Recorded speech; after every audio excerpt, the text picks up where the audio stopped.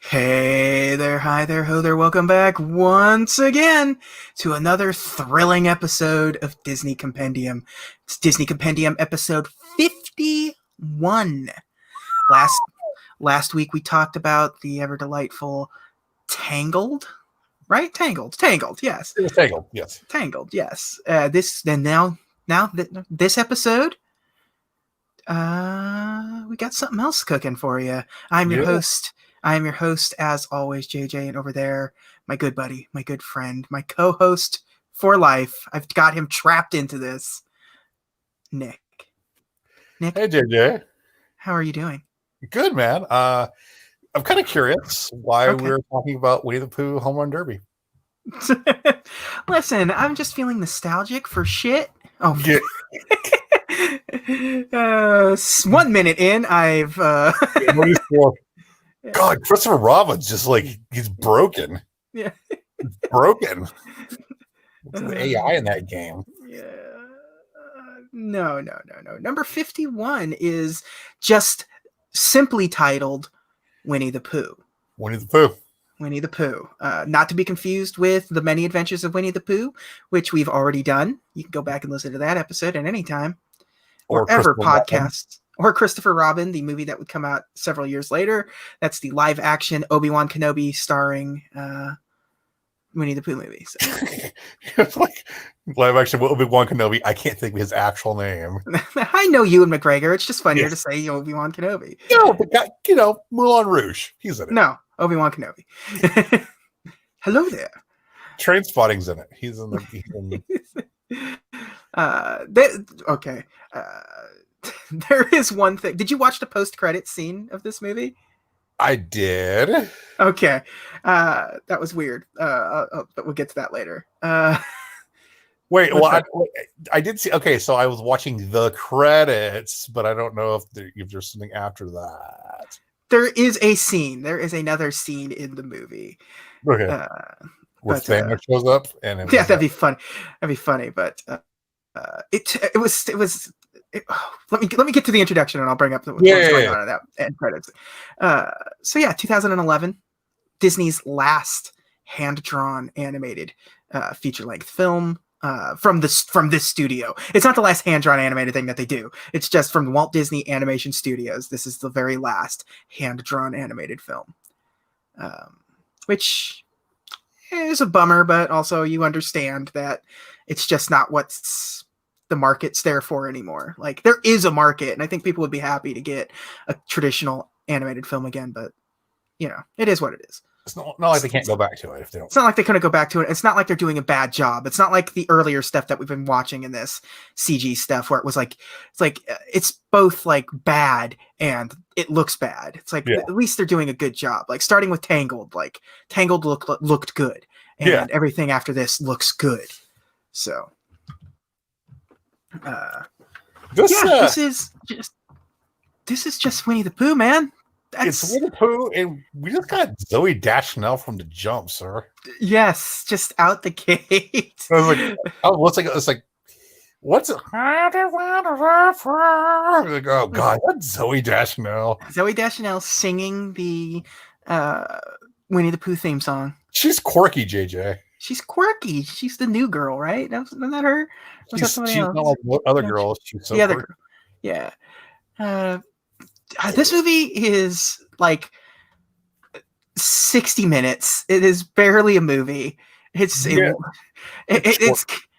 kind of ballsy to charge full ticket price to see this movie. Yeah. Now, to be fair, it did come with a short film beforehand, which was a really good short film. But that's only a few minutes. Like, because Sandwich was a Piglet movie or something.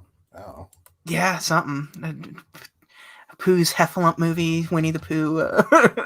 Welcome to Pooh Corner. Yeah, but it's funny that like Disney, up until this point, not particularly well known for sequels. This was only like their third sequel, if you include the Three Amigos. That's Saludos Amigos, and what the other one is, I always forget. Three Caballeros. Yes, and then Rescuers and Rescuers Down Under. Rescuers. Oh, I guess Fantasia and Fantasia 2000. So yeah, well, nobody counts Fantasia 2000. Yeah, Disney barely recognizes Fantasia 2000. It's a movie we put out. Yeah, but and after this, I don't think we get another one until Wreck-It Ralph 2. Yeah, that sounds right. Yeah, well, now they're in their sort of like sequel. Like they did Wreck-It Ralph 2 and they did Frozen 2, which obviously we'll get to at the end here. At least the next couple of movies on the radar are not sequels, they're original products again.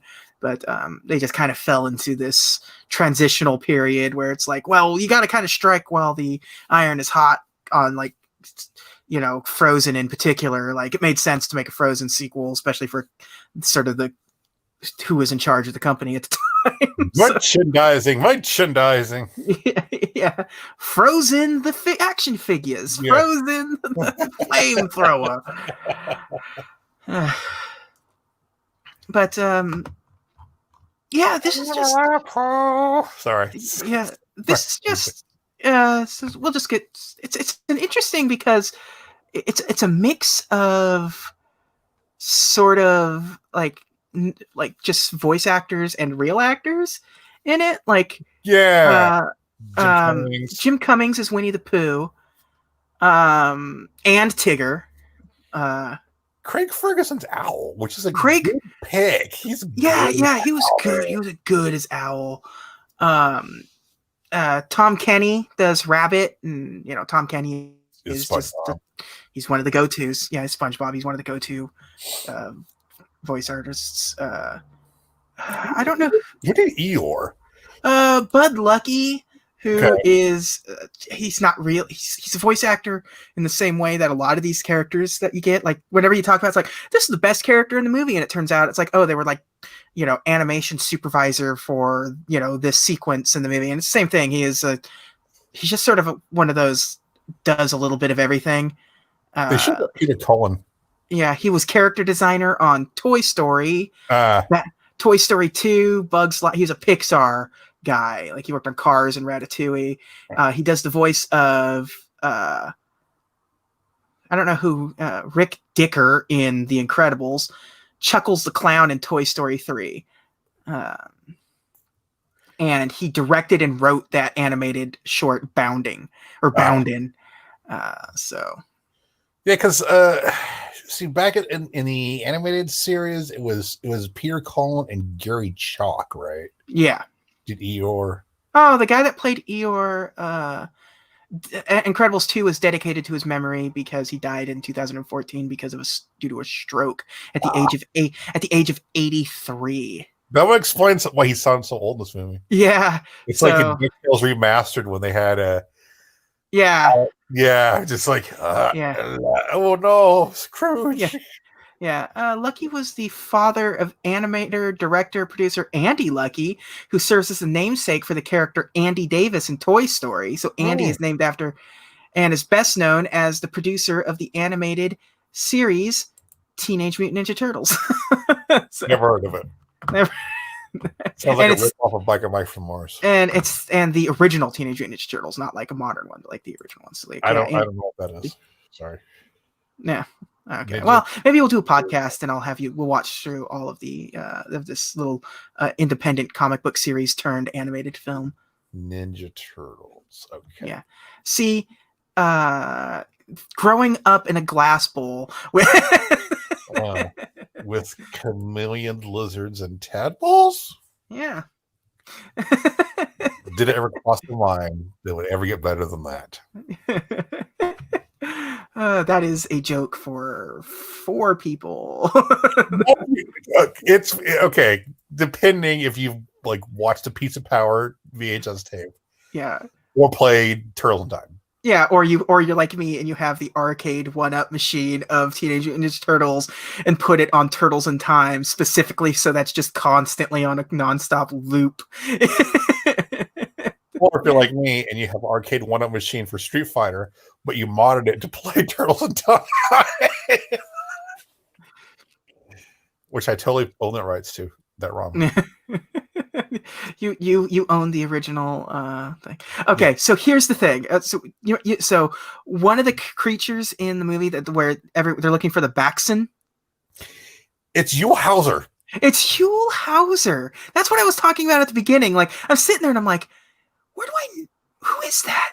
That guy sounds familiar. Who the hell is that? And I Google it and it says Yule Hauser as the Baxen. And I was like, why? No, when you said that, wow. Yeah. That's a truly amazing fact. That's wow. Just for those that don't know, Yule Hauser, what was it? California's Gold? California's Gold. Well, there's a couple of them, but yeah, that was the main one where it's just Yule Hauser is the host of this. Like, I was gonna say a step above a public access show, but it's not. It's about on par. It's barely got it has about the same budget as a public access TV show. So Yule Hauser was a kind of like he had a Southern accent, and his whole thing was just like, I'm going to go around California and interview people. I have a cameraman here with me named, I think, Marcel. Anyway, yeah, it's something like that. He would talk to like people, like old people singing diners, and then he wouldn't mic them up. So be like, yeah. Oh, you say you've been here for 42 years. Yeah, like he would be talking to like the owner of this bar on the phone, but the phone itself isn't mic'd up, so you're only getting Yule Hauser's side of the conversation. Or like he's just interviewing people who are just like, it's like, this is a 90-year-old man that just collects rocks. Yeah. And you're gonna sit there and talk to him, and he doesn't. Yeah. Yeah. You've never seen There's an episode of The Simpsons where there's a character where he goes, I'm just talking and gawking. Yeah. That is a parody of one Yule Hauser. Back in the day when I used to be able to listen to that, the Adam Carolla radio show used to always make fun of Yule Hauser. They had Dana Gould, the comedian Dana Gould. He does a great Yule Hauser. He does a really good Yule Hauser. Yeah. And so that was and the thing about Yule Hauser is like he was a nice man. He's just a nice, goofy old dude. And like he wasn't even that old. Like, he died in 2013 and he was only 67. But he seemed like he was like, in his 80s. It's like nobody's that fascinated about the origins of In-N-Out Burger, but God damn it, Yule Hauser is. Yeah. He's just thrilled to be in Palm Springs, and he can't wait to talk to you about it. Yeah. Why was he supposed to be in Palm Springs, I wonder? I used to always tune into it whenever I was on like vacation in Southern California. Just I have no idea why Yule Hauser thought to be in Palm Springs. No particular. Let's move on. I'm now on the Wikipedia page for California's Gold. So 24 seasons, 443 episodes. That sounds right. Yeah. Opening theme song, California Here I Come by Al Jolson. Yep. There's a place out here, not too far, it's called the Carrizo Plains. Like it's basically if you're headed from I'm in Bakersfield, so if you're headed like toward the coast and there's like a bunch of antelope out there. And he went out there one day and he's like, oh, look at all these antelope. And I infamously torched my parents on a road trip when we passed through the Carrizo Plains, just talking about every telephone pole, like clump of grass, tumbleweed I saw. Wow, you say you're a tumbleweed and you've been here for 5 days? Shut up, Nick. Shut up. Fantastic. I'm glad that he was in this movie just for this conversation, because there's really not much else to talk about in this movie, because it is just a series of goofiness happening. It's actually with the most. Yeah, I actually really like the movie. It's sweet and child friendly. And meta. It gets weirdly meta in towards the end. Meta. Like, I actually like annoyed Kanga in this movie. Yes. Yeah. He's over talking to these fools. It's like, nah. Yeah. Yeah, no, Rue was also getting a little sassy. Yeah, Send a pig. yeah. You know how like I was like, yeah, you know what, Rabbit is a jerk. Yeah, yeah, and like Rabbit having the has the like dream sequence going on in their Yeah, brain of where the they're female bunnies. yeah, like getting a crown and like hand drum. Yeah. Um, Yeah. But anyways, the movie starts off as is most Winnie the Pooh things, where Pooh wakes up to find out he has no honey, yeah, which is that is the common plight of the Winnie the Pooh bear. It's it's honey. yeah, which obviously leads to a song. Oh yeah, the narrator is John Cleese. I didn't say Yes, that. which is also a good choice because he's Yes, like kind of the narrator. yeah. So this is Winnie the Pooh. You have to keep in mind has ADD. Yeah, I don't think I'm being relatively serious about that because he you're can't not keep being track of sensitive. anything. That's As, pretty. I Yeah, forget what the I always like it when he's like you're gonna have to. Remember I'm a bear of I'm a bear of very little brain. yeah, to have Yeah, a lot of heart or whatever, and that's anyways, he stumbles across Eeyore. Where you get the weird scene where Pooh is going into Eeyore's hut to make it look like he's like the back half of the horse. It's a weird yeah, scene. yeah. No, it is. Yeah, where it's like Pooh's just all up in Eeyore's butt. I'm sorry, head first, right into there. Well, there's a lot of ass business in the Winnie Pooh universe, and I don't mean that Yeah, in a dirty way. I mean, like you think yeah, about like the infamous cave thing. yeah. There's a lot of just butts sticking out of like tree, like knots and trees and Yeah, caves and yeah. Uh, but where Phew.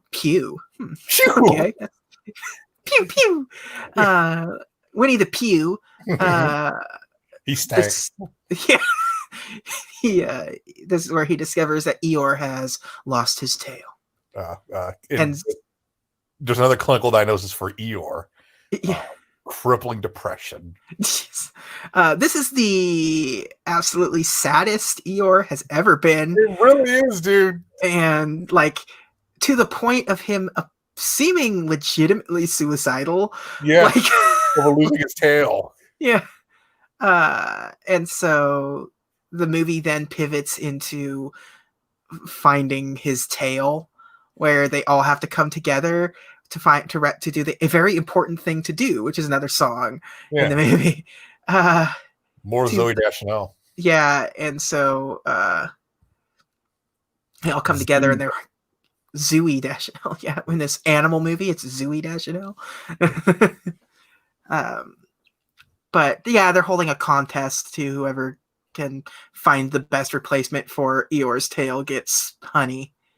Yeah, there's some like there's a cuckoo clock, like Pooh, and they've seen they've seen that song that's kind of like a little meta thing where they're like, yeah, you did it, and then they're no, really. Yeah. Uh, and, and that's keep in mind we're only like 3 minutes into the movie. We're already on like the B plot, which then just as quickly like is resolved. Like Yeah. like it's like okay, now it's tomorrow, and Pooh finds a note from Christopher Robin, says gone out, busy back soon, like because he's spelling it wrong. Yeah, he's a child. Because he's a child. Saying he's gone out, busy back soon. Yeah. Which, Pooh doesn't know how to read, so then they look for Owl, get his help. Owl is also stupid, but he pretends he isn't. Where he pretends to read the letter, or at least tries to. He kind of reads it. He reads it, but he misinterprets it. Yeah, so he thinks back soon is backsin, and he comes up inexplicably with a backstory for a monster. Like clearly it exists. Yeah.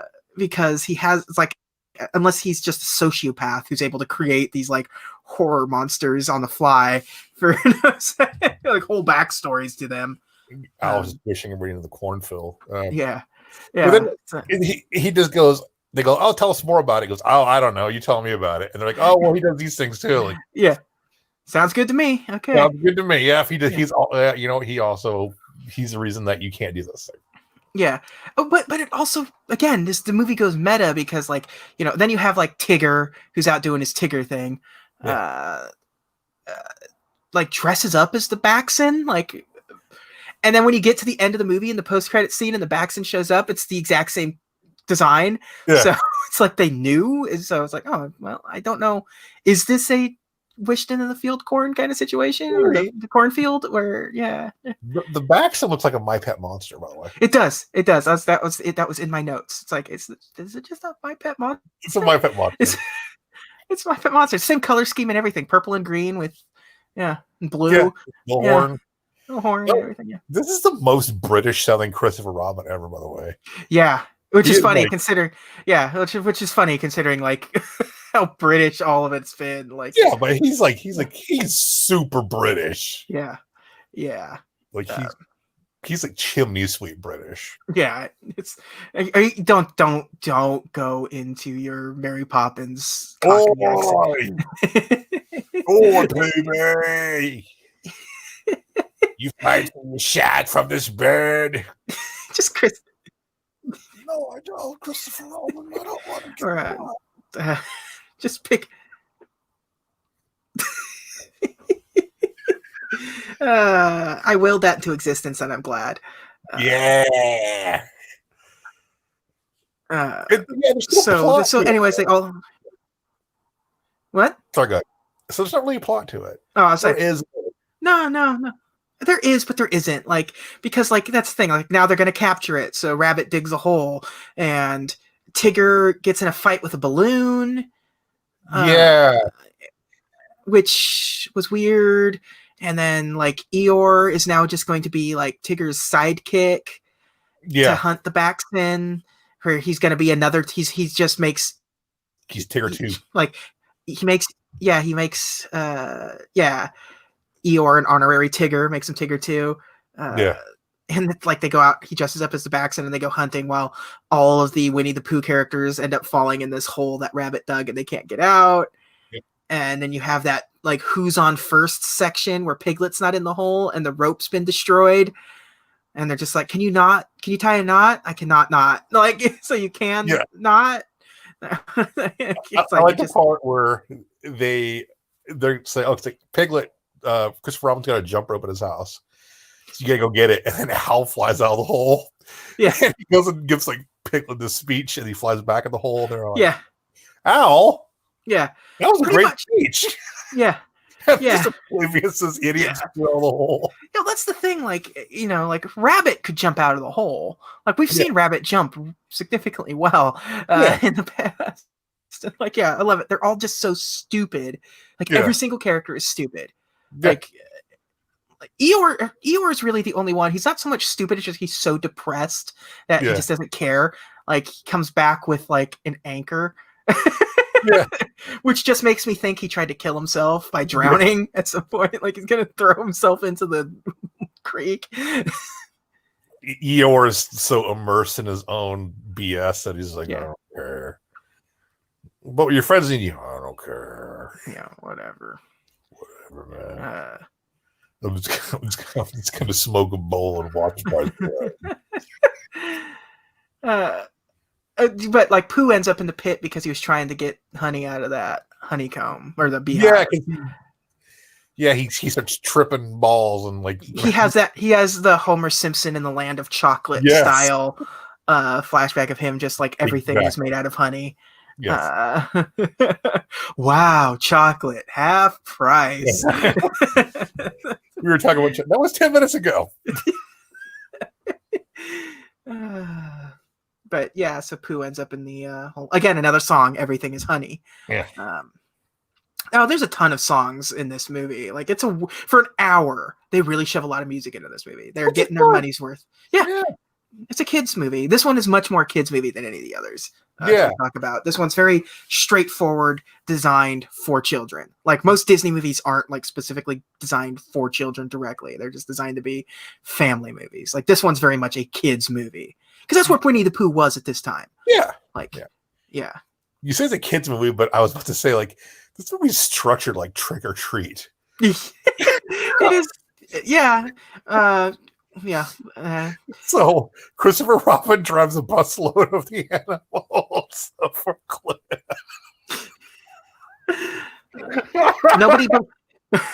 Nobody believes in the true spirit of honey. So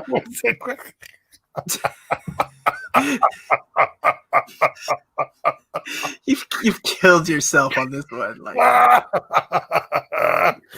just imagine. I'm just thinking of all the parallels I can find of it. Like, oh yeah. I can see Tigger like lowering some guy into his little den and mauling him. Yeah, shanking guys with like the honey pot. Yeah, just he's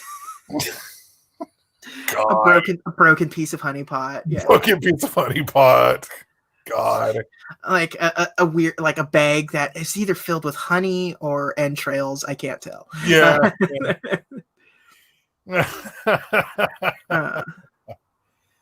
But yeah, this scene is where we're talking about with Rabbit, where like everyone's just like other interpretations and everything just ends up driving Rabbit just frustrated.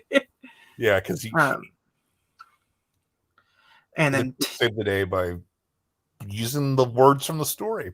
Yeah, because so when Piglet tries to go to Christopher Robin's house to get the jump rope, he runs into Tigger, who's lost in the woods, dressed as the Baxton. Yeah, and is now chasing Piglet, like trying to get help from Piglet. Right. Piglet thinks it's the Baxton, and is on the balloon, and inevitably crashes into the words that are in the book, because the framing device of the movie is that it, just like the original one, is that this is all taking place in a book, except the words exist, and like they've interacted with the narrator a couple of times already in the movie, and now Piglet has crashed into the words of the book and have knocked them into the hole with them.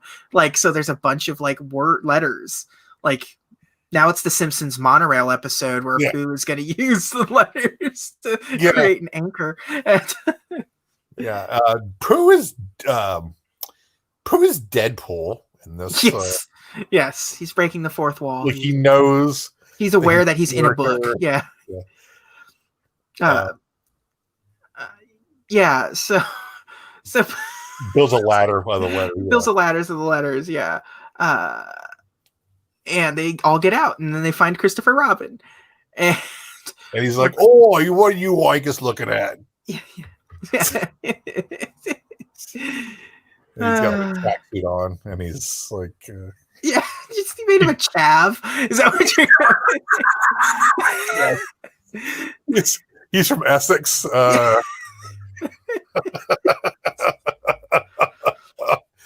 He's a roadman. Yeah. It's just, oh God. You walk, mate. Yeah. And so that's where Christopher Robin explains to them, "No, back soon. I'll be back soon." Oh, there is the scene at the beginning after they go looking for the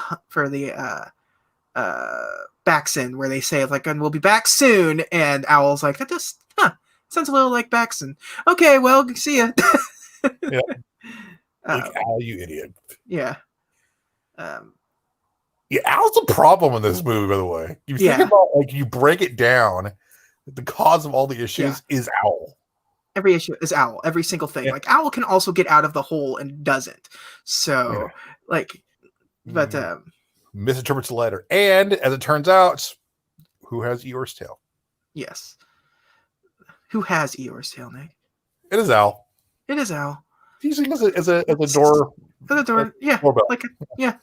That stupid jackass. It just, Owl sucks. Owl.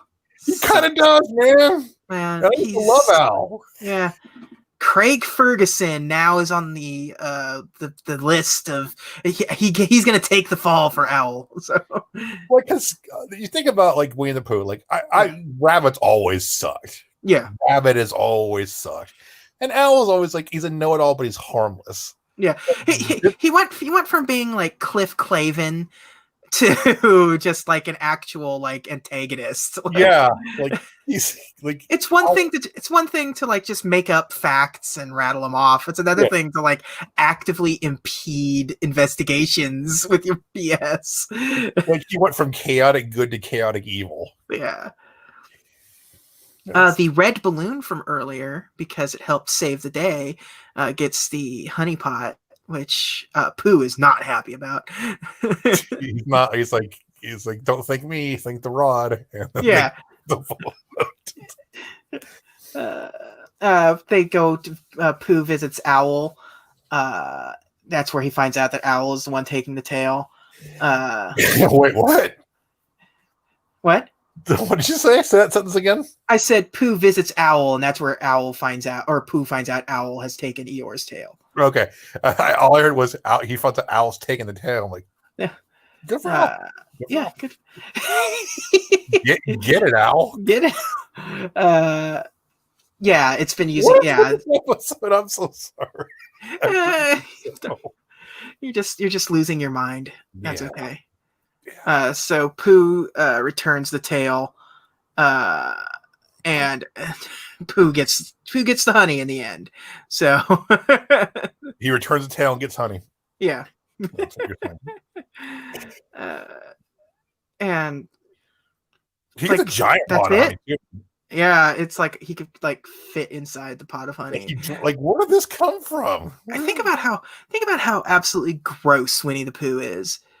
Like when you get to Christopher Robin, the live action movie, and you actually have him like physically getting into the honey, and it's like when it's an actual like stuffed animal, and it's covered in. He's like, oh god, that's right. Winnie the Pooh would be disgusting. Yeah, just constantly covered in sticky, sugary grime and bugs, and and then he just submerges himself in it constantly.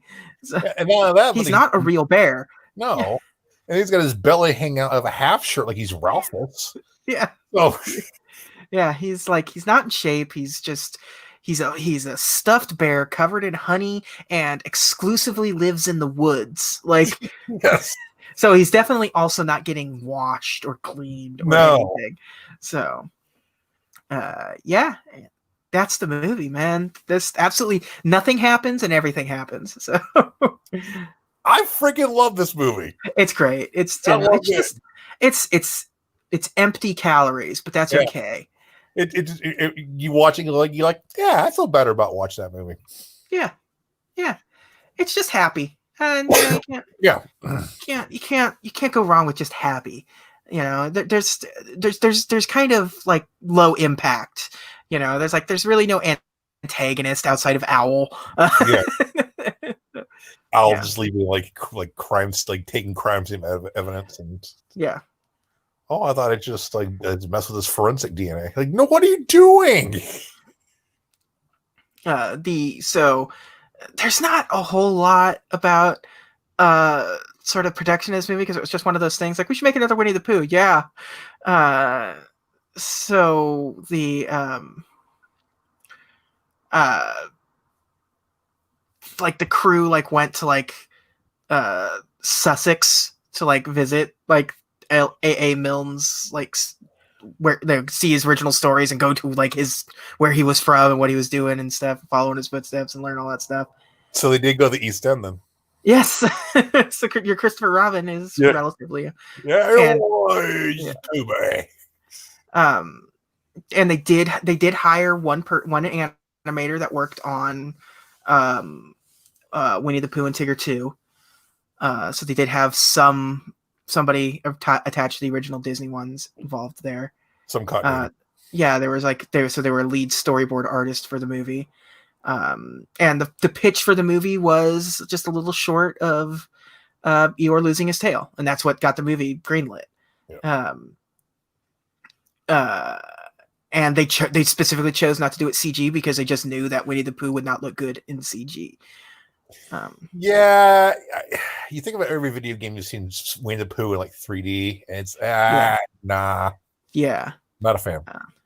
Like it plays different when like he's CG in Christopher Robin, but he's designed to look like the stuffed animal that he is. Right.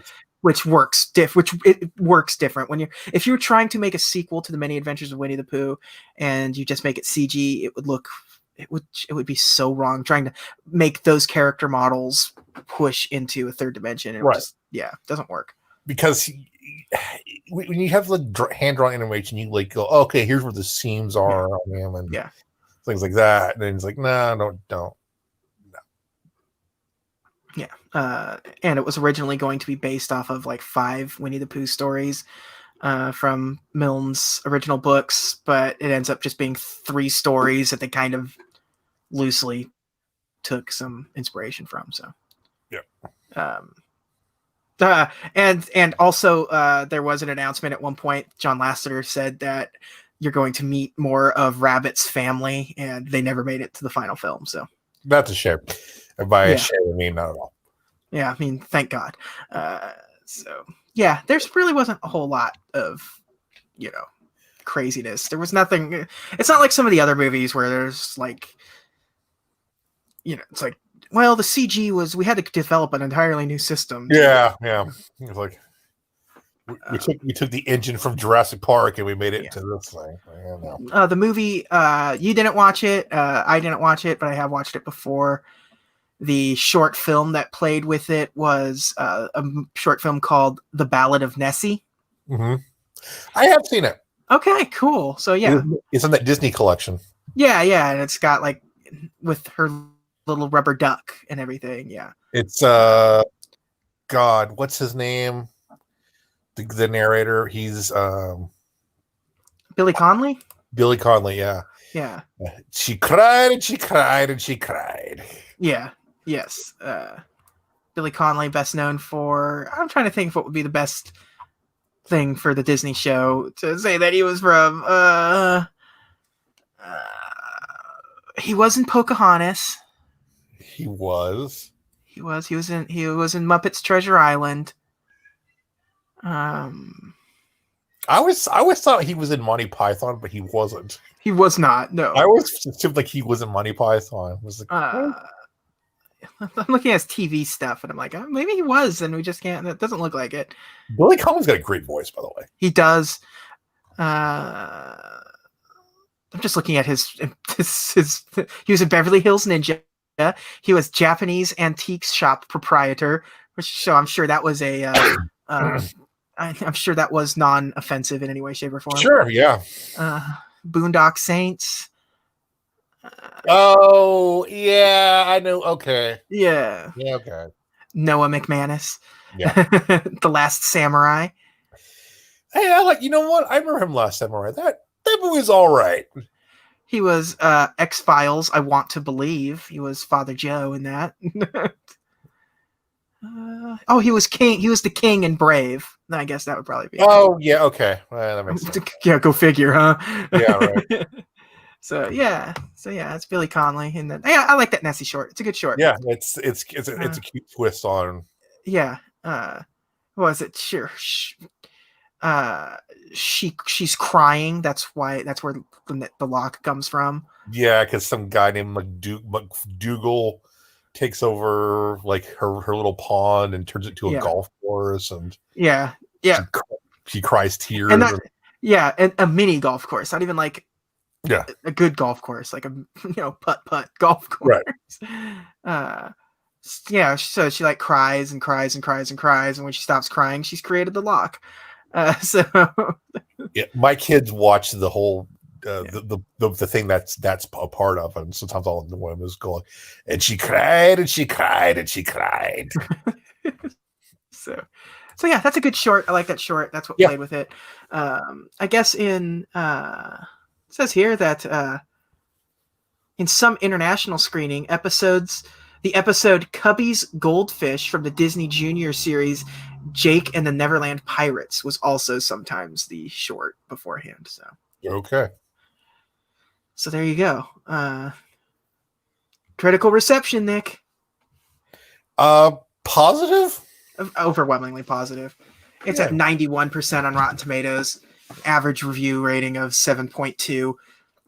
Yeah, it says short, nostalgic, and gently whimsical. So, yeah. And it's got like, it's It's got voices people know. Yep. It's got Zoe Deschanel again, quirking it up. Yep. She's quirky. Yeah, it was hand-drawn animation, which people were kind of like, I'm glad to see some classic cartoons again. And 2011 was a huge year for movies. So, box office wise, it didn't do particularly well. It had an unfortunate opening date. So I'll tell you what it opened up against when we get to the movies of 2011. But it was never given what it was going up against. It was never going to be movie of the year kind of contender. Even like people had to make a choice, and they made their choice. No Academy Award nominations. Again, Disney isn't even really in contention until it wins in a few years for Frozen. So this is an award that was created in 2001, and Disney, outside of Pixar, nothing for them.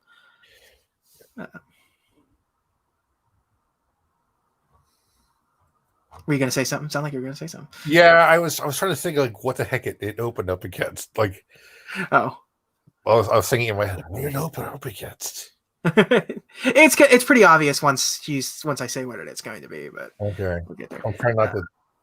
I'm doing my best not to look it up. But we're almost there. We're almost there. With a cabin in the woods. Yeah. No. This is weird. If you go to the Wikipedia page, it does like you don't see this on anything else where it has like other versions, and it's like they released 5 versions for the song of like the theme song "Welcome to My World" featuring Edita Bartskowitz as a Polish version. It's like, okay. There was a musical theater adaptation titled Disney's Winnie the Pooh Kids. Oh. And the official Winnie the Pooh 2011 movie plush was released shortly after the movie came out. That is the entirety. It has a headline in the Wikipedia page. It's plush that you can skip right to. And it's just that one sentence that says they released a plush of it in 2011 for the movie. Which kind of knocks out, like, was there the merchandise thing? Like, yeah. Video game one. Yeah. It's hard to talk about this one because like no, there wasn't a sequel, but also yes, there was a sequel because it's just Winnie the Pooh. And if you just kind of break down Winnie the Pooh's history for Disney, like, do you tie in everything like we did with The Many Adventures of Winnie the Pooh? Like, what came out after it? Like, oh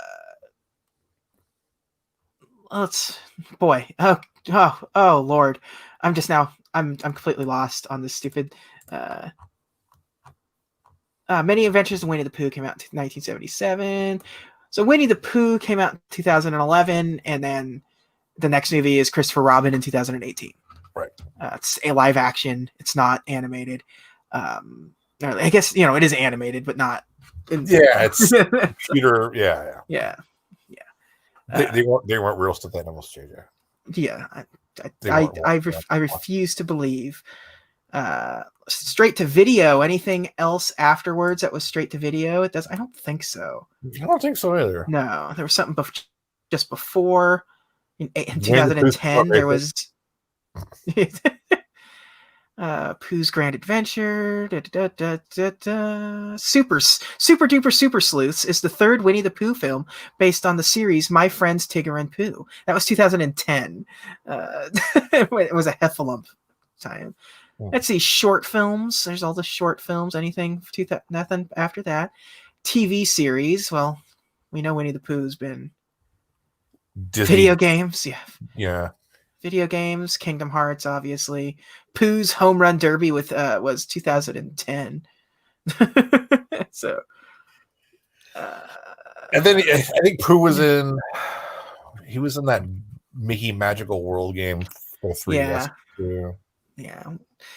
Theme park attractions, yes. There's the Many Adventures of Winnie the Pooh.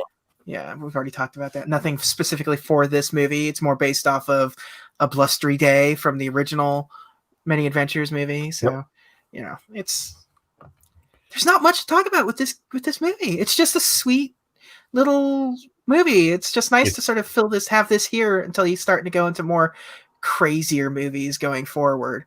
Yeah, it's like you said, it's empty calories. That's what it is. Yeah, it's a movie that I don't search out and will never search out, but I'm always happy after I watch it because it's an upbeat, happy-go-lucky movie. So and then you compare it to like, so the next movie is Wreck-It Ralph, which is a movie that has like is much longer and has more defined like characters and like sad subplots and it's a whodunit in a little bit too and stuff. So and there's secondary characters in that movie that JJ and I are going to talk about at length probably. Yeah. Oh, it's not going to be. It's going to be. It's just going to be all based around the therapy session. So it's like, why is Zangief's calves so hairy? But yeah, boy, that's going to get ready. It'll be a long episode next week. Spoiler alert! We like video games. Yeah. Oh boy, older ones. Yeah, particularly older ones that all of these are focused on. Okay, Nick, 2011. The number one highest grossing movie of the year is also the movie that The Many Adventures of Winnie the Pooh opened up against. Harry Potter and the Deathly Hallows Part 2. Oh, snap. So the last of the series. Yeah. It opened up against it. There was snowballs, chance, and heck that was going to work out. Yeah. Well, it didn't open up like directly against it, but like close enough to really just because I think like Harry Potter opened I guess it wasn't that close. I thought it was. It says here, there must be some sort of I don't know. It's weird because it opened in April and this opened in July, so I don't know. But it said earlier that it made less money because of like and other things that I saw. Must have been like worldwide release. Didn't Captain America come out around the same time? What was the 2011 one? It would have been Captain, right? First Avenger, yeah. Yeah. First Avenger and then something else too. I forget what else it was. Let's see. Despite favorable reviews, Winnie the Pooh underperformed at the American box office due to opening on the same weekend as Harry Potter and the Deathly Hallows Part 2. So when did Harry Potter opened in the United States on... Oh, okay. So July 15th. Thor and Cap came out in 2011. Yes, that's right. They were close. Oh, yeah. So these did. So, okay.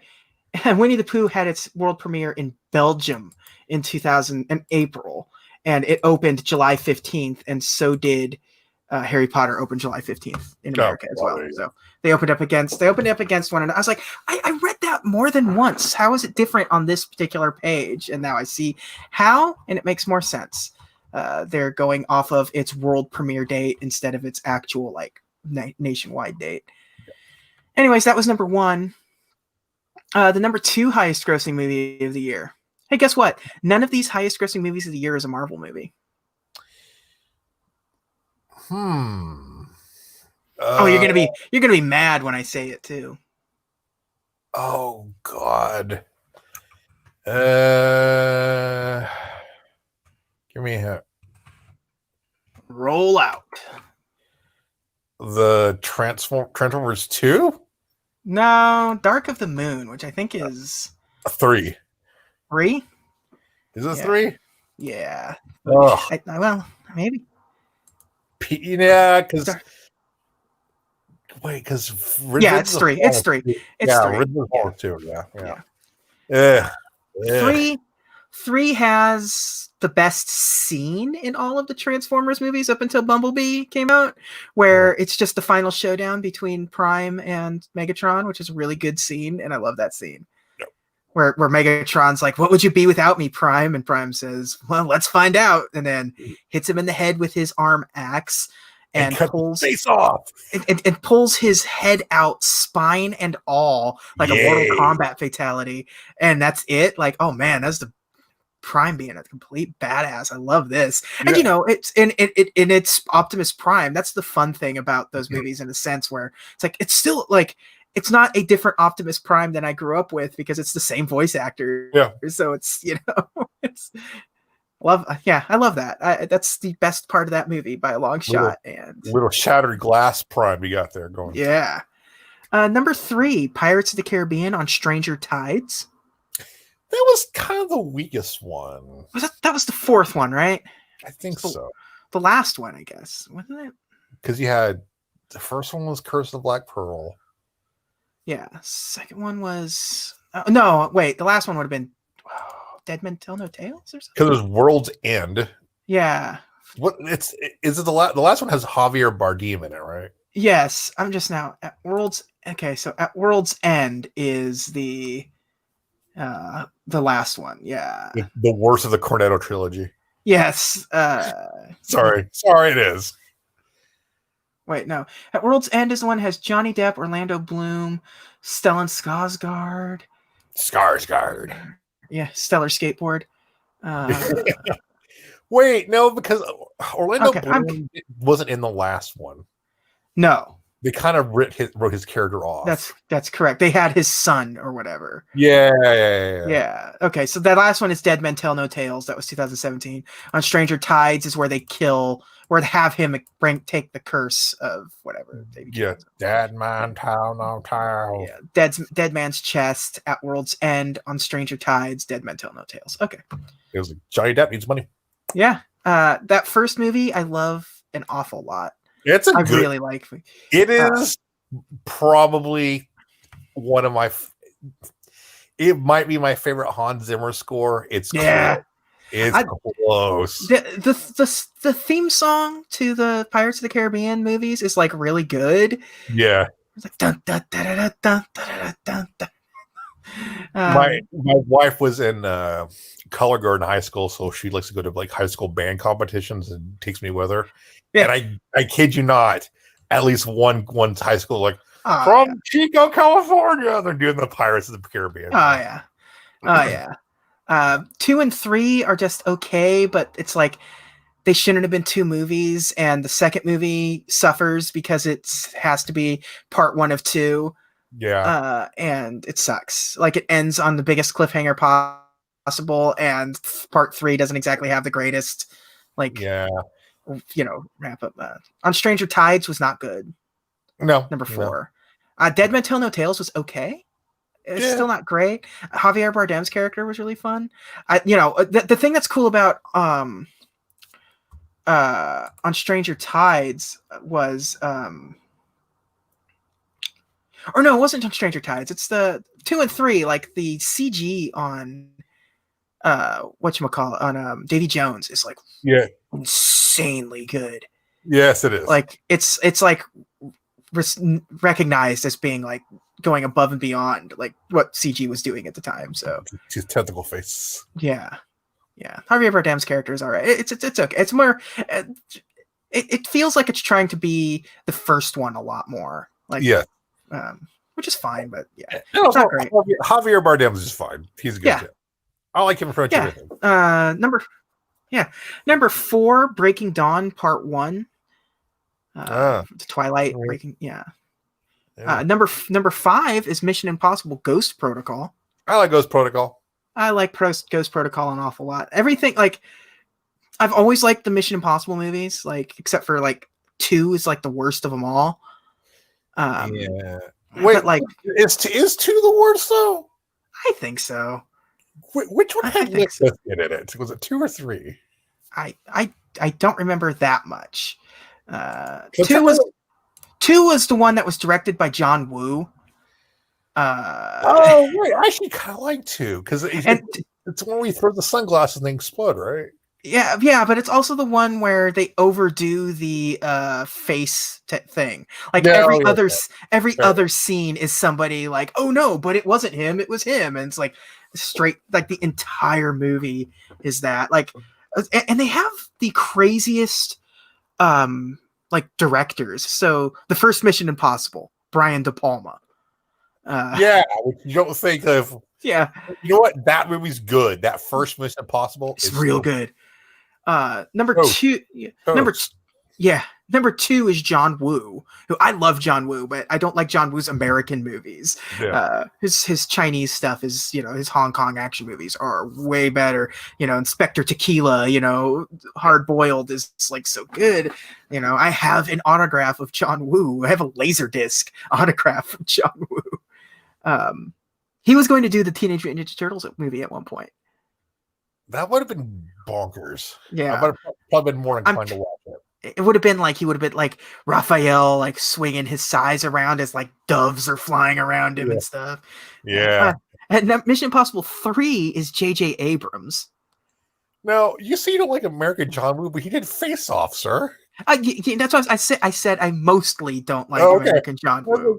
You don't like Face Off? Of course, everyone loves Face Off. Why do you don't like Face Off? Yeah. So Mission Impossible 3 is J.J. Abrams. Mission Impossible 4, the one that we just in 2011, is Brad Bird. Bert. Yeah, and now it's Christopher McQuarrie is just sort of the guy. Ralph McQuarrie. Ralph McQuarrie of the Christopher McQuarrie is best known. He wrote Usual Suspects. Oh. Valkyrie, if you remember that movie with Jack. He also wrote and directed Jack Reacher movies. He wrote Edge of Tomorrow. He's a big Tom Cruise guy. It sounds like it, yeah. Because if you look at it, so it's like, okay, so after that, let's see. He did Way of the Gun, was his directorial debut. Jack Reacher, Edge of Tomorrow, Mission Impossible, Rogue Nation, Jack Reacher, Never Go Back, The Mummy, Mission Impossible Fallout, Top Gun Maverick, Mission Impossible 7. Yeah, it's all Tom Cruise movies in for it. Yeah, he has an uncredited writing role for X-Men and The Wolverine, which I'm assuming because remember there was that really small window where Tom Cruise was involved with the X-Men movie.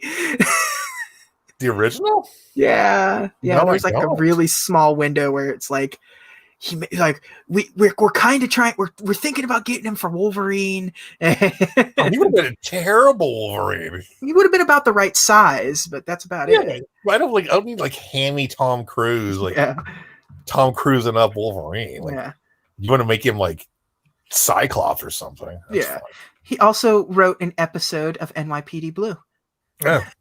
So it's a well-intended friends, but do you know how hard that is for me to narrow it down? I'm just looking at John Woo movies now, just because The Killer, hell yeah, Hard Boiled, Broken Arrow. Broken Arrow, yes to Broken Arrow. Hard Target, remember Hard Target? I do, but now think about Broken Arrow. Wind Talkers. Paycheck. What happens, guys, is that John Travolta steals a stealth fighter. Yeah. A Christian Slater's his co-pilot. Yep. This is one they're going to we're going to make Christian Slater an action star. Also soundtrack by Hans Zimmer. Yeah. Directed by John Woo and heavily featuring Howie Long. Yeah, it had Howie Long as the heavy, he had just retired, I'm doing Fox Sports. And now we'll be in this movie. I'm going to be in Broken Arrow as well. Broken Arrow. Though, listen, there's two good Christian Slater action movies. Yeah. Broken Arrow and Hard Rain. Hard Rain, baby. Hard Rain is the superior of the two. Number 6 movie of the year was Kung Fu Panda 2. I've never seen any of those. Saw the first one. It's good. It's fine. Yeah. I like Jack Black. He's all right. He's all right in my book. Number 7, a personal favorite of mine, Fast 5. Yeah. I love me some Fast 5. You unapologetically love the Fast and the Furious movies, which I love everything. 5 is 1 through 4. It was ironically love them. Mm-hmm. But then 5, it's like, no, actually, I think I actually do love these movies now. Yeah. There's something silly about that, and I need to make sure the timing. Okay, so it opened April 29th. Okay. Yeah, that makes sense. That lines up. Opened April 29th. I remember going to see it because me and my cousin go to see every Fast and the Furious movie. Right. Became a big running gag for all of us. Like I would like after we saw the first one, we thought the funniest thing in the world was the fact that they just kept saying "nos" all the time, and so that just became a joke. We would text each other that. I came home from high school one day, and there was just like a bottle of NOS energy drink on my front porch. Like you just saw it at the 7-Eleven and dropped it. And so we went to go see Fast Five, and we both loved it. Fast Five is a bonkers action movie. It completely abandons what Fast and the Furious was completely by five. They introduce The Rock. It becomes an action movie. They drive a safe, 2 cars drag a safe through Rio de Janeiro. It's exciting. But I also remember leaving the theater and looking at Twitter and seeing that Bin Laden had been killed. So it's just like that's stuck in my brain. It's like I just went to go see Fast Five and then Bin Laden died. It's like, wow, this is the most American thing I've ever done in my life. You learned it from Twitter. I heard it from John Cena. John Cena, yeah. Which I can only assume it was him. It sounded like him, but yeah, there was no way of really verifying his identity. Yeah, I wasn't even watching a podcast. It was a live feed. I don't. Yeah, it was an empty arena, and I heard John Cena's voice. Yeah, just an empty ring with like they just piped in the audio. He was number 8 was The Hangover Part 2. Yeah, they probably should have stopped at that. Yeah, that's a bad movie. It's not even like funny. Hey, it's a movie, road trip, but hey, I guess he gives Zach Galifianakis money, so whatever. Yeah, that's okay. That part's okay with me. Like, yeah, I mean, he can't coast on between two ferns. Yeah. Number 9, The Smurfs. What? Yeah. What? And number 10, Cars 2. Keep in mind, I want to keep this in mind. Captain America and Thor came out this year, and the Smurfs 2 has a higher. These are worldwide grosses. Keep in mind, the Marvel movies don't become this big thing overseas until Avengers, really. Which is the next year. The next one, which will be next year. But yeah, the Smurfs. Top 10 highest grossing, $564 million worldwide gross. God, this is like the point where like we're gonna do the Smurfs and Alvin and the Chipmunks. I can't even tell you the Smurfs movie because I keep thinking it's Jason Lee, but it's Neil Patrick Harris. Neil Patrick Harris, Jason Lee's in the Chipmunks movie. Yeah, the Smurfs surpassed Alvin and the Chipmunks, The Squeakquel, as the highest-grossing live-action / animated film of all time. God. The Shrek franchise became the first animation film series to gross more than $3 billion with the release of Puss in Boots in 2011. Jesus. Can't wait till they make a Snork movie with Andy Samberg. I would definitely see a Snorks movie. You go see a Snorks movie just because of how like insane it is that like in like 2025 when the theaters were allowed to go to theaters again, and they're one of the first things they put in the theaters is a Snorks movie. Snorks movie. Film of the year, The Artist. Oh yeah, the black and white silent movie that was handcrafted to win Academy Awards. Yeah, it is one of those movies where didn't La La Land come out this year too? I don't think 2011 though. Okay. That's later. But it's like the trend where there's like these Hollywood movies where it's Hollywood up its own ass. Yeah, those tend to be the kinds of movies that like Hollywood loves a good movie that loves Hollywood, for better or worse. You get like The Artist, you get La La Land, even something like Once Upon a Time in Hollywood and stuff like that. Except that movie's good. Yeah. I don't want to hear anything bad about that movie. That movie's listen, I'm going to be blunt and honest. I think it's my favorite Quentin Tarantino movie. I love that movie. It might be mine, and I love Django and Inglourious Bastards, but it's probably my favorite too. Just because it's my favorite. It's probably my favorite Brad Pitt movie. Yes, Yeah, Brad Pitt is just killing it in that movie. He's such a. Yeah. It's the one. It doesn't seem like he's trying very hard either. Like it just seems like this is just how Brad Pitt kind of is. He's just chilling and being Brad Pitt in this movie. Let's see what was nominated for the Best Picture this year, shall we? Sure. The Artist. Which one? The Descendants with George Clooney, not the Disney villains. No, this is a George Clooney movie that I don't remember. Extremely Loud and Incredibly Close. The Help. Remember The Help? Hugo. No. You don't remember Hugo. Hugo? I love Hugo. Yeah, okay, now I remember The Help. Yeah. The maid, the maid movie that yeah. Hugo, love Hugo. That movie's cool. Hugo came out it's like we're gonna make Hugo and Tintin a thing, and it just didn't work. Yeah, and Hugo's a really good movie, and I love it sort of like splicing in like the weird George Millet like nonsense into it and stuff. Yeah. It's definitely and it's Martin Scorsese movie, which is always so weird. Yeah.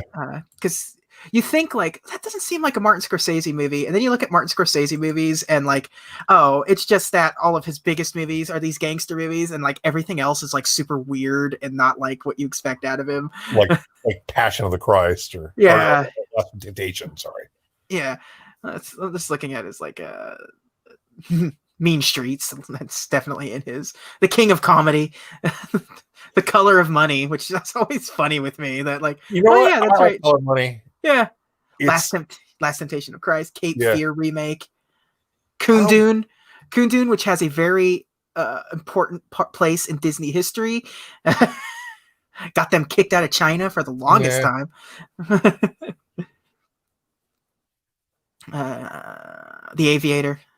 I love Aviator. Yeah, he does Shutter Island, Hugo, then Wolf on Wall Street. He's DiCaprio.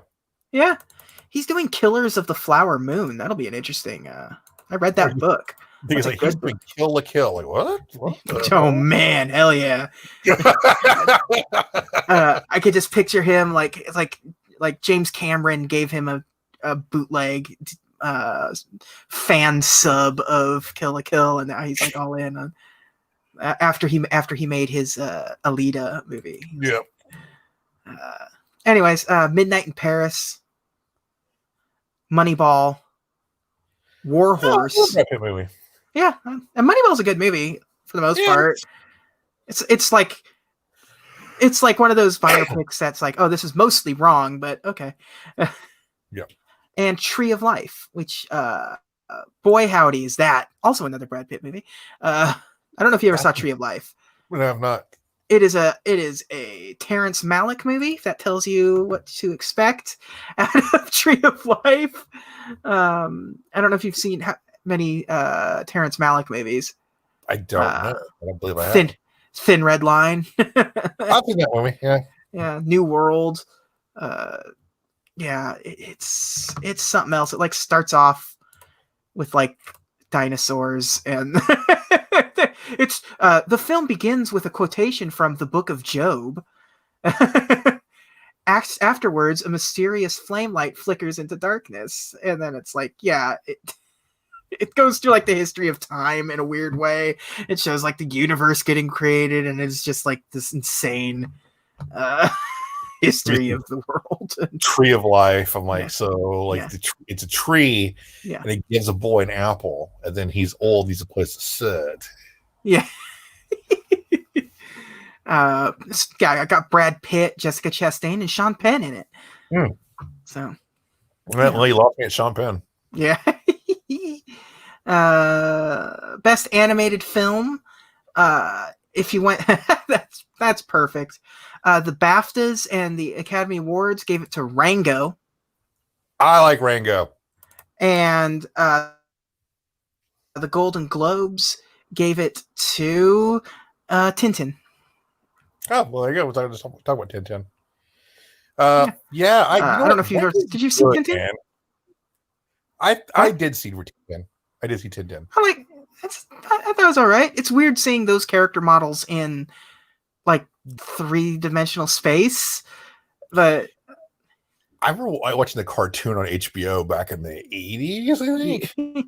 Yeah. Anything else really exciting come out this year? Let's look. The Green Hornet with Seth Rogen. You know what else came out in 2011? Green Lantern. Oh, yeah, it did. Hobo with a Shotgun came out in 2011. Rutger Hauer. Yeah. Romeo and Juliet. Oh, Limitless. Oh, Limitless is okay. They made that into a TV series, remember? They did. Oh, and then the bad remake of the thing. Yeah. Wait, no, yes. It's not a remake. It's not a remake. It's a prequel. It's a prequel. Yeah. It's showing the other other science team before. Right. That were and yeah. And looks like The Gray came out, which is where my dad fell in love with Liam Neeson. Yeah. Oh, Paul came out. Remember Paul, the yeah. Simon Pegg alien movie? Another. There's Rango. There's Rango. Sucker This is not a pro Zack Snyder podcast. Yeah. So Drive. Drive's all right. Drive Angry. Yeah. Actually, the real title is Drive Angry in 3D. Or no, actually it's Drive Angry shot in 3D. That's the full title of that movie.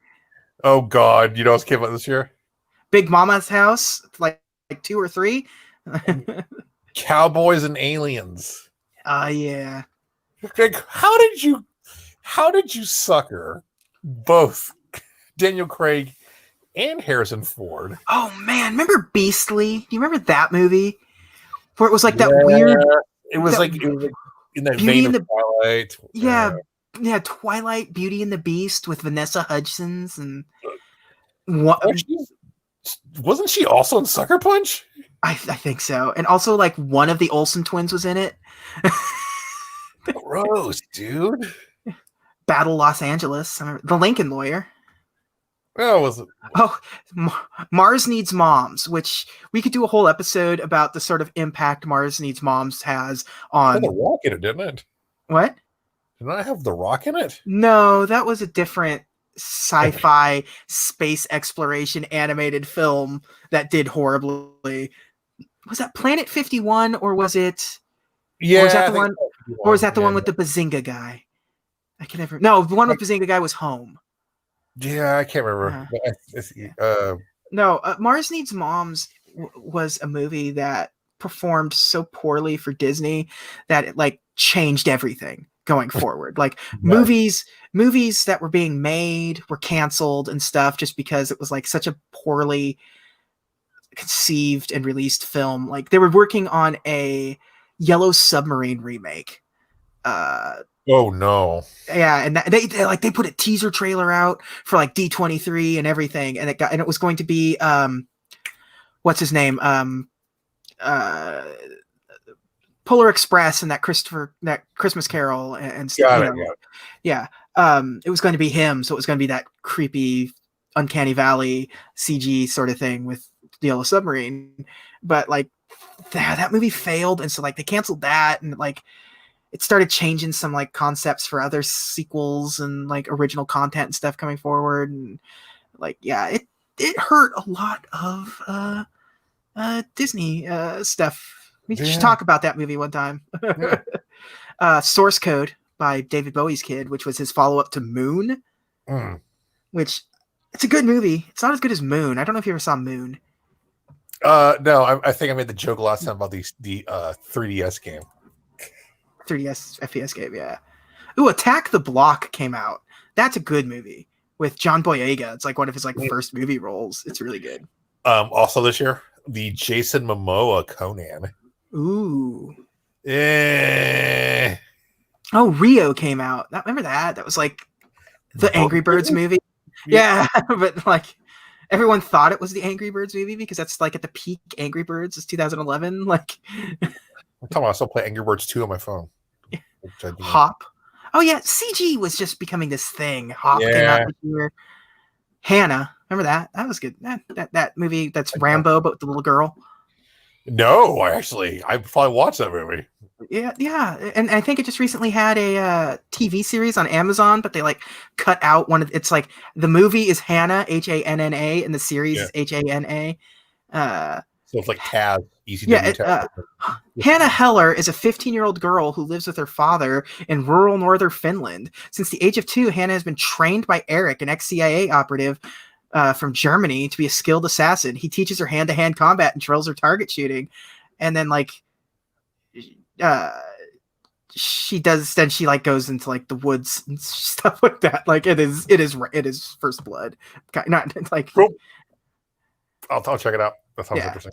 Yeah, it was good. I forget if it's got like anyone in it, but it's yeah, no, I like that movie. Anything else? Arthur remake with Russell Brand, which was great casting for a bad idea. Scream. Was he trapped between the moon and New York City? Yeah. Our Scream 4. Yeah, that's the one with Emma Roberts. Nev Campbell, Courtney Cox, David Arquette, Emma Roberts. Yep. Hayden Panettiere. I like those movies. I like them all. I like the way they play into the tropes of where they're falling in their own. What? Three's bad, but like bad. It's also making fun of like, but they do a good job at like trilogies. Like the third movies tend to be garbage anyways, and it hobbles them themselves because they have to they're making a bad movie about bad movies, and like didn't Wes Craven come back for Scream 4? Yeah, no, it's directed by Wes Craven. Yeah, so it's like Atlas Shrugged came out this year. That movie is something that's got a fun history to it. There's Thor. There's Medea's Big Happy Family. Hoodwinked 2. Bridesmaids. That was a big movie. Is this when Tyler Perry started getting big? No, we're in the middle of Tyler Perry being big at this point. Like that man has made a ton of money. And just never stops. Like, if like I don't know what his career is doing right now since like he can't have a movie in theaters, but I just assume that his stuff still is being released. Just like it's not in our circles. Like it's always funny because you constantly see like you'll look at like the box office and you'll see like a Medea movie or a Tyler Perry movie is number one. It's like, I never saw a trailer for this. How could it possibly be number one? And then you realize like, well, I guess I'm not watching the TV channels where this is going to play. Like, cause it's like BET and Lifetime and it's Hallmark and things like, it's not targeted toward me. Yeah. A middle-aged white man. Yeah. But it's just like you would think it would like somehow like make its way into my field of vision, but just almost every time never does. Yeah, it's weird because like there's a weird thing with Hollywood it's racist because like I didn't know Uncle Drew was coming out till like it was a trailer before Black Panther. Yeah. I was like, what is this? Yeah. What the heck is this movie? Did you see Uncle Drew? I watched parts of Uncle Drew. I watched the entire thing of that movie. I think twice because I watched it. I was like, all right, that was fun. And my dad watched it, and my dad really liked it, so he wanted to watch it again. And I'm like, I guess I've got nothing better to do. And this is like a year later, and watch Uncle Drew again. I'm like, I don't know why I'm watching this movie again. It was fine, but I don't. It's like if you look at your dad, like how I look at my dad, like. My dad loves the Friday movies and Barbershop. Like, really? Like, okay. Oh, Melancholia came out this year. Lars Van Trier, not known for making easygoing movies. They are all very hard, gut-wrenching watches. Kung Fu Panda 2. X-Men First Class. Great. Up after 2, that was the best one. Yeah. 2 First Class was funny because it was just one of those movies where clearly Fox had no faith in it. They just pushed it out. There was no marketing, there was no merchandising, there was nothing for X-Men First Class. There was like one poster, and it was just like a very simple Xavier School like logo poster. That was it. That was the extent of the X-Men First Class stuff. And then the movie came out and everyone saw it. Everyone was like, this movie's great. What? This was great. Like like who you say like Kevin Bacon, Sebastian Shaw. Like what? What? But then you watch it like, nah, he's pretty freaking good as Sebastian Shaw. Yeah, and it's got like it gives you more X-Men. Like you get to experience some more X-Men that you didn't get to haven't been in the movies yet and stuff. And you get Rich Jennifer Lawrence in the movie though. Yeah. Too much Jennifer Lawrence. Yeah. And that becomes a recurring theme from here on out too. Yeah. So, but thank God, it opened the door to like, oh well, the X-Men is saved, and then their very next movie is Days of Future Past, which when X-Men movies were being made, neither of us would have expected Days of Future Past to be. No, what was it? Was this one and then the Wolverine? Yeah, the Wolverine. Because the end credits of the Wolverine set up Days of Future Past. The Future Past, yeah. Days of Future Past is still good. What was that? Days of Future Past is one of the, that one's super good. Like yeah. You get the Wolverine is an interesting one because like it's good, but like I never want to like go back to it very often. Like that is. I remember, the only thing I remember with the Wolverine is that it was the most yoked Hugh Jackman has been. Yeah. And also like the unrated cut is particularly violent, which is nice. There's like actual like blood big spewed everywhere. And then they take that deleted scene out with the costume, which I hate. Which like, no, why would you take it out? Yeah, and then and you get Bone Claws Wolverine, which is neat. It's always a bummer. I always could you imagine a Fatal Attractions movie? The X-Men Fatal Attractions, not the actual. Listen, man, I don't know what the Spider-Man multiversing was going to set up. Yeah, if I get like Fossbender like willing the adamantium out of like Hugh Jackman, that's so gonna be dope. I would love a movie universe where Magneto has a secret base on an asteroid. Like the X-Men have to go into space to fight Magneto. Hell yeah, let's do this. Let's make these movies. Let's do it. You guys have proven time now that it's all fair game. You've got time travel. You've got cosmic nonsense going on now. You know, if you can do the Infinity Gauntlet, you can do stinking. Would you put all the acolytes in there though? Of course, but that's just me. But they kind of suck. They do, but that's part of the charm. They suck. So when they really suck. I mean, not just as characters, just kind of suck. I always liked the scene in the Fatal Attractions issue of Wolverine, where you finally learn that his claws are bone the whole time, and the onomatopoeia they write for his claws coming out of his skin, which is just like a wet like schluck. It's so good. And he's just sitting there with his claws out, blood pouring down his hands. It's a good visual and a good sound effect. My favorite moment from Fatal Attractions, and it was also in Wolverine comic, was where he's headed toward the light, and Ileana, like Colossus' sister's there. Yeah. And he's like, he wants to die, and like life just won't let him. It's clinging on to him. Yeah. I was like, I felt bad for him. He wanted to die, dude. Yeah, that's the first. I think that's sort of the first time where in the X-Men stuff where it sort of starts hinting at like the sort of healing factor, like the actual sort of price that is paid, like the trauma that he's constantly having to go through. And there's zero way of knowing when it's finally going to end for him. Yeah, and it's sad. You feel bad for him. You're like, oh man, he wants to go. Let him go. Yeah. He's been around since like canonically at this point, since like the 1800s. You know. But we don't know when Fatal Attractions comes out. We don't know. We don't know that yet. Yeah.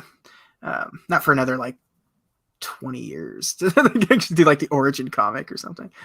No, I guess that would have been 2002 or something. Origin. Yeah. Oh, no, yeah, that's about 20 years. I think you're right. Yeah, close to it. Damn, you're old. Jeez. Super 8 came out this year. Remember Super 8? I do. That's okay. Yeah. There's Green Lantern. Open the same day as Bad Teacher and Mr. Popper's Penguins. Here's the thing about Green Lantern. I don't think it's as bad as everybody, including Ryan Reynolds, makes it out to be. Yeah, it's not great. No, it's actually also a really bad like Hal Jordan interpretation. Yeah, he's much closer to like Guy Gardner or Kyle. Yeah, yeah. But yeah, it's okay. It's okay. It's fine. It's cool when you're on like seeing all on the planet, seeing all of the lanterns, all the lantern corps and stuff, and like it has its cool moments in it, and it's better than the Zack Snyder DC movies. Yeah, and I mean Michael Clark Duncan's Kilowog's good choice. Yes, it is a good choice. It suffers most of all from bad CG.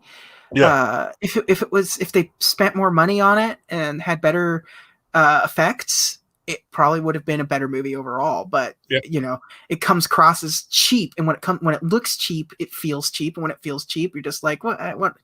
Look at this low rent superhero stinking Captain America thing going on here. Some say there's still Dollar General stores nationwide with Green Lantern figures on them.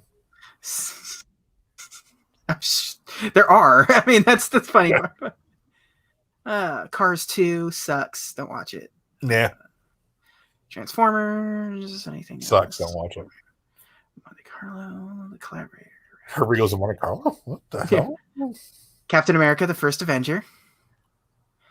So I was having a little discussion with my wife about this movie, and she likes the First Avenger up until.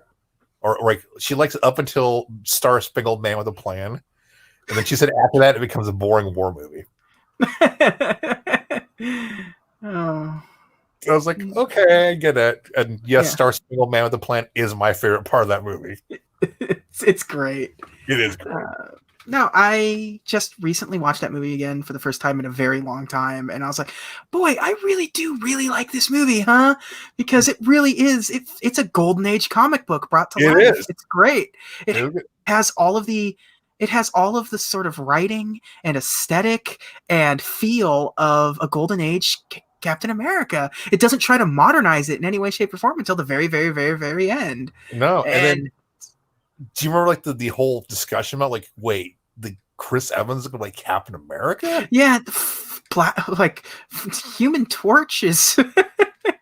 And now you're like, oh yeah, he's perfect, dude. Yeah. That guy is.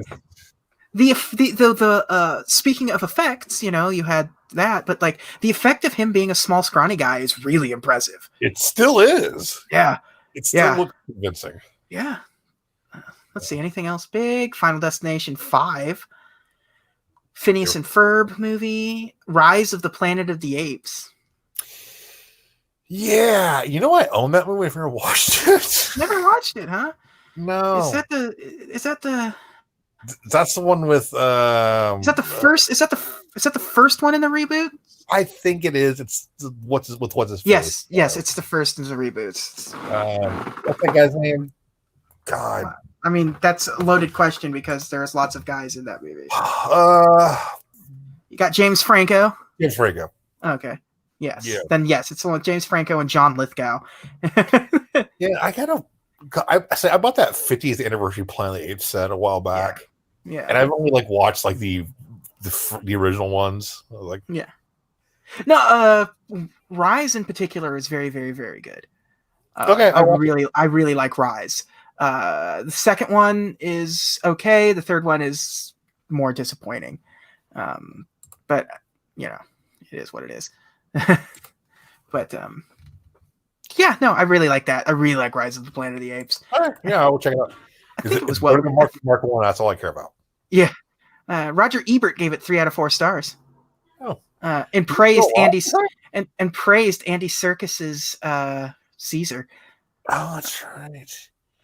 Well, yeah, I think this is one of the because he died in 2013, so yeah, he still has a website that publishes his reviews. I know. Yeah, he was still doing it himself. So, and he was still being printed in the newspaper. So, Glee movie, The Help, Conan the Barbarian, Fright Night. Yeah, the one with. Oh, jeez, that's right. It had God, it was. It's got David Tennant in it and Toni Collette. It's geez, what the hell's it? Colin Farrell. Colin Farrell. Yeah. Yeah. I don't know why they made it. Yeah. I also love that the original Fright Night, the name is Tom Holland. Like, that's the original creator of Fright Night, which is just funny. Yeah. Like, you're looking at, it's like Google Tom Holland. Like, what do I know Tom Holland from? And you're like, no, not Fright Night. I mean, I love Fright Night, but I don't need to see that. Yeah, the original Fright Night is just campy nonsense. Yes. But, like, it's good. Yeah, no, I love Fright Night. I love that first Fright Night. Roddy McDowell, baby. Yeah. And, there's somebody else in it, like... Chris Sarandon is the vampire? Like, Student Sarandon's brother? Yeah, I think that's right, yeah. Who they're going to make a thing for a minute, and then, like, no, it's... There's somebody weird in it, and I can't remember who it is. It's like, wait, really? He's in this when you watch it now? Not Fright Night 2, right? No. No. Well, maybe Fright Night 2 wasn't like. Nah. Oh well, it doesn't matter. Thinking of Love at First Bite, starring Jim Carrey. Yeah. Anyways, Fright Night remake sucks. Don't watch it. Yep. Abduction, that movie with Taylor Lautner, where it was so bad that it was like, well, that killed his career post Twilight. So, yep. The Three Musketeers, Apollo 18. Oh man, they were really going for some weird They were going for some weird horror stuff in this. Yeah. Like, everyone was trying to figure out what's horror these days, and it's like, well. Yes. What if we don't talk about the 18th Apollo mission because something bad? It's like, isn't that just the Transformers movie that just came out? It is about? No, shut up. Shut up. Tinker Tailor Soldier Spy. That's great. Contagion is great. I like Contagion. Weird Steven Soderbergh movie with Matt Damon and Lawrence Fishburne. Oh, I hear my son arguing in the background. Sorry about that. Yeah, no, it's to be expected in your household, right? yeah, he's a very rare non-disaster movie. Roland Emmerich movie came out in 2011. Anonymous, that Shakespeare movie. Oh, yeah. The word, it's like he's ghost written or something like that. Yeah. Real Steel. Remember Real Steel? That's a good movie. Is that the one with Hugh Jackman? That's the Hugh Jackman, huge jacked man. Robot boxing movie. Yeah, Rock'em Sock'em Robots, the movie. We're fighting around the world. I have to. I'm. You know what? I'm clicking on that because I have to assume that at some point in its production, they're like, "Let's make a Rock'em Sock'em Robots movie." Couldn't secure the license, and then just like, well, okay. Like, we made a Battleship movie. Yeah, it doesn't. It's like robots. They should have made Karate Fighters. Yeah, sponsoring this in your house pay-per-view. Yeah, well, the problem with Karate Fighters is that they were all very clearly ripoffs of like Street Fighter and Mortal Kombat characters. So, did they not make a Karate Fighter Street Fighter though? I think they did eventually. Yeah, I think there was a Ryu and Ken 2-pack. Oh man, The Raid Redemption came out this year. Hell yes. Watch The Raid Redemption. It is one of the best action movies I have ever watched in my life. It's Gareth Evans directed it. But it's which you would know from what was the one that he's like doing like the Gangs of London TV series that's out right now, and he did like there was something else. Yeah. But there's something that he was like attached to very recently that I can't remember. He's doing his next film is called, or his most recent film was called Apostles, starring Dan Stevens, which released on, let's see, there was something weird that he was attached to, some comic book movie that he was attached to at some point. And I can't remember what it is now.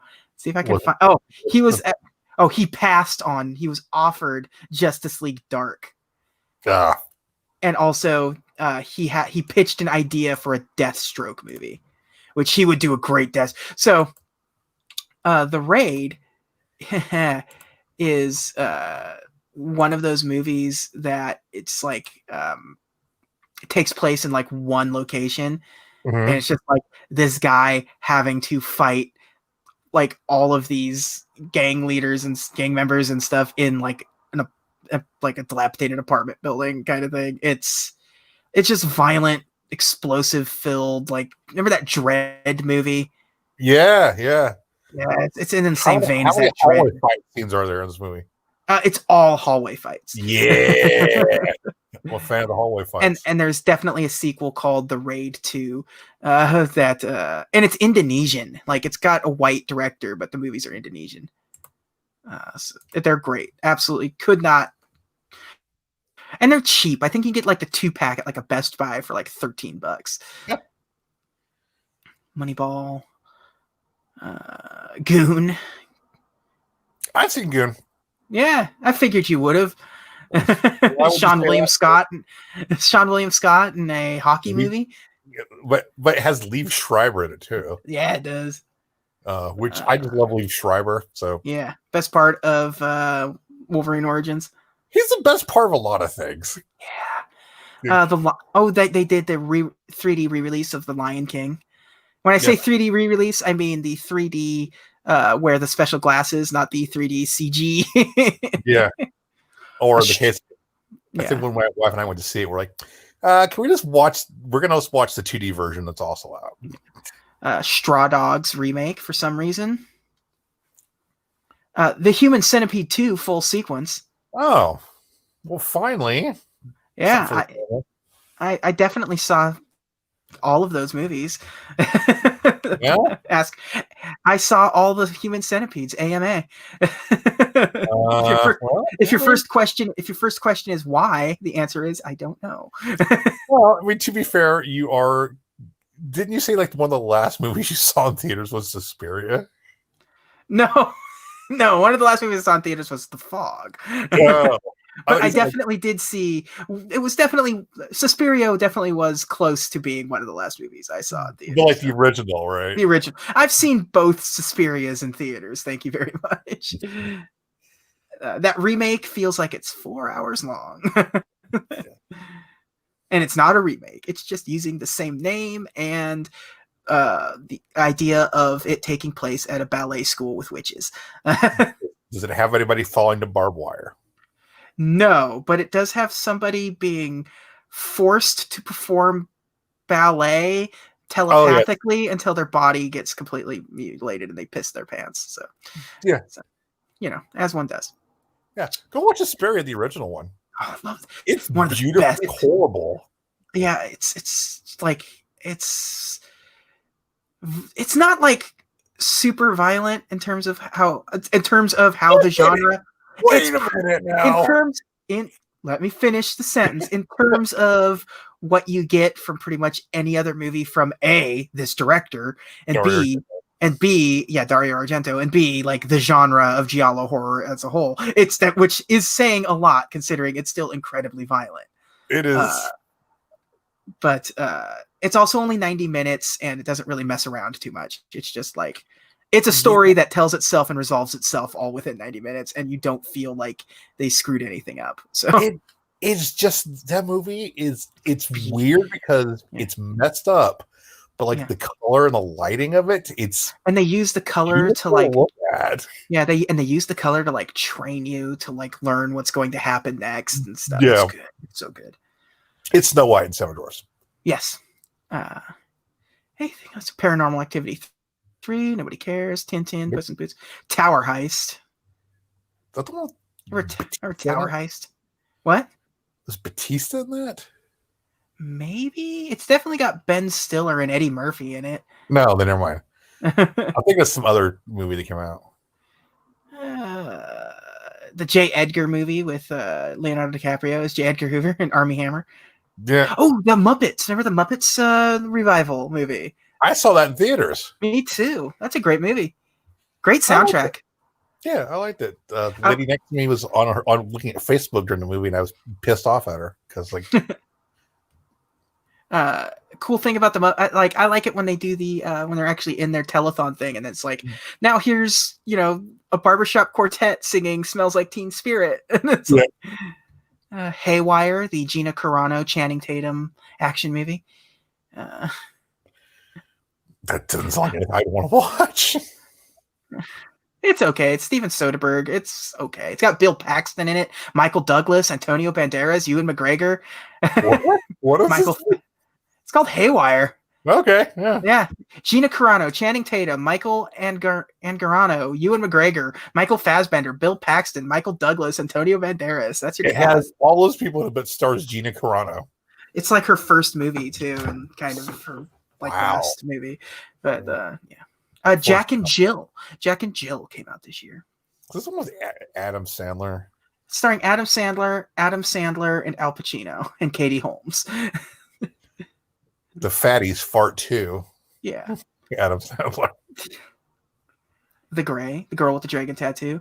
Alvin and the Chipmunks, Chipwrecked. Yep. Sherlock Holmes, Game of Shadows.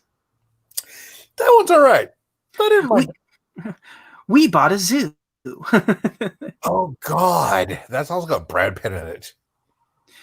No, We Bought a Zoo is Matt Damon. Okay, yeah, it's Matt Damon and Scarlett Johansson. Scarlett Johansson, also Thomas Hayden Church. And the last major movie to release this year in 2011 was The Iron Lady, the Margaret Thatcher movie with Meryl Streep. Margaret Thatcher naked on a cold day. You're naked on a cold day. So that's the movies of 2011. What a crazy year it was. Yep. Today I'm now at the here's the celebrities that died this year. I'm like, I don't know if I want to see that, but also no. I saw Patrice O'Neill. Oh man, that's right. You know what? Patrice O'Neill was a great comedian, but my favorite thing about Patrice O'Neill that he's ever done, can you guess what it is? No. Was when he was a writer for WWE. Oh, and that's right. And he had a gig, and he was like, "It's going to pay me so much money." And Stephanie's like, "Well, you can't leave." He's like, "Well, I'm not doing anything." She's like, "Yeah, but you can't leave." He's like, "No, it's going to leave." Well, you're not going to come back. He's like, "All right, yeah, deal." Cool, bye. Bless him. And then he died in 2011. So yeah. But anybody who walks away from WWE and tells them to go fornicate themselves. Yeah, take a long walk with a short fear. Yeah. I'm always a fan of that. Yes. Oh, yeah, this is when Ryan Dunn died. He's the Jackass. Jackass. Yeah. Peter Falk. Aww. Columbo. Yeah. Or dad or grandpa from Princess Bride. Yes. But I unabashedly love everything about Columbo. I watched that. That's one of those I will put on an episode of Columbo. Just I don't know what to watch. I guess I could just watch this episode of Columbo. That's on Peacock. They have all of them on Peacock. Yeah. So it's just one more question, sir. Yeah. He's just a slob, and he just solves every crime. It's great. Mm-hmm. It's it's a spiritual connection to Columbo. But yeah, so next week is Wreck-It Ralph. Excited to watch Wreck-It Ralph again? When's the last time you saw Wreck-It Ralph? A couple years ago. Okay. I think it was just Freeform or something like that. I watched it. Yeah. Did you make any headway on our list, Nick? No. Okay. At this point, I'm wondering if I should just wait till we get to the end since we're fast approaching it. Yeah, we're quickly approaching it. Well, this one would be. Listen, I love this movie, but it's definitely not a contender for. This is going to be in the middle of the list, which is perfectly valid. Perfectly valid location. Yeah. Will Wreck-It Ralph be higher? Maybe. We'll see. We'll see. See what people's opinions are on Wreck-It Ralph. It does have Chun-Li in it. It does have Chun-Li in it, who, screw Chun-Li. It's definitely no Cammy White. No, you don't. You don't badmouth the Chunster. Oh, we're gonna go into that. We'll save all of our Street Fighter trash talk for yes. Rivalry has been going on what, over 10 years now? Yeah, it started with when the 3DS launched. Yeah. So, because that was the first time where it was really easy for us to fight each other in Street Fighter, and so we did, and it's been nonstop. It's just, and it's always just the same too. It's two characters. I would say it's about 50-50. Like it is surprising. It is. Like I said, I think you're better with like non-Shoto characters, and I'm better with Shotos. So yeah, so it's pretty easy. So we're gonna have to talk. Just gonna. It's like next week is just going to be a FGC podcast. It's like we're gonna talk about Wreck-It Ralph for like 10 minutes, and then talk about like so in order to parry, you have to it's pixel perfect block to no. And then we're gonna start putting people in tiers. We're gonna start ranking Street Fighter characters. We're gonna do it game by game. We're gonna start with 2, and then go to Turbo, and then go to start at 1. So and no, Street Fighter, Third Strike is completely different than then Fight for the Future. So there we go. Tune in next week for Wreck-It Ralph / hot Street Fighter talk. Hot Street Fighter takes from 2 scrubs. For 2 guys that would be eliminated in the preliminaries of any tournament in the country. Yeah, exactly. Like, I can't throw a fireball from the right side of the screen. Well, I guess I can't be. It's a good thing I spent $250 on this joystick. Yay! But then, you know what? That's the next episode. And I'd like to thank you all for joining us. And have a magical day. Bye. Go vote.